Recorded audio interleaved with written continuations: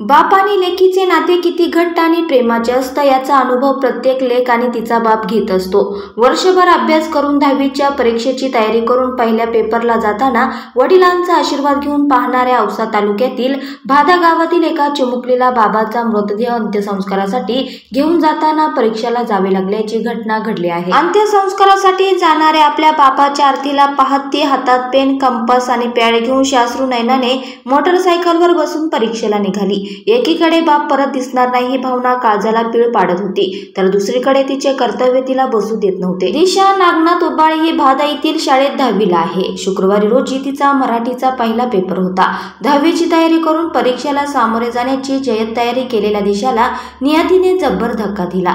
दिशाचे वडील नागनाथ उबाळे यांचे गुरुवारी रोजी सायंकाळी अल्पशा आजाराने निधन झाले। घरात ती आई, एक भाऊ आणि आजी असे 4च लोक। बापाच्या अचानक निधनाने दिशा व तिचे कुटुंब सैरभैर झाले। वडिलांच्या निधनाची बातमी कळताच दिशाच्या हातातील पुस्तक गळून पडले।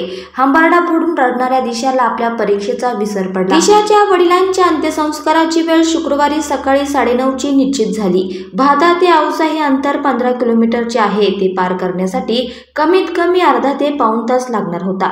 शिक्षक, नागपुरे, प्रेम लुटोरे व गावातील अन्य लोकांनी दिशाच्या वडिलांची आरती उचलल्यावर दिशाला मोटरसायकलवर बसवले। एकीकडे बाप अनंतात विलीन होण्यासाठी परत कधीही न येणाऱ्या मार्गावर होता, तर दुसरीकडे डोळे भरून अंतिम प्रवासाला निघालेल्या आपल्या बापाच्या आरतीला पाहत दिशा परीक्षेला जाण्यासाठी मोटरसायकलवर बसली होती। वेळेत परीक्षा केंद्रावर पोहोचून दिशाने आपला पहिला पेपर दिला। तिच्या कणखर आणि धाडसाचे कौतुक करत आजिम संस्थेच्या वतीने सुलेमान शेख व तिथल्या शिक्षकांनी तिचे कौतुक करीत तिला शाबासकी दिली। दिशाने दाखवलेल्या या कणखर भूमिकेचे सर्व स्तरातून तिचे कौतुक होत आहे।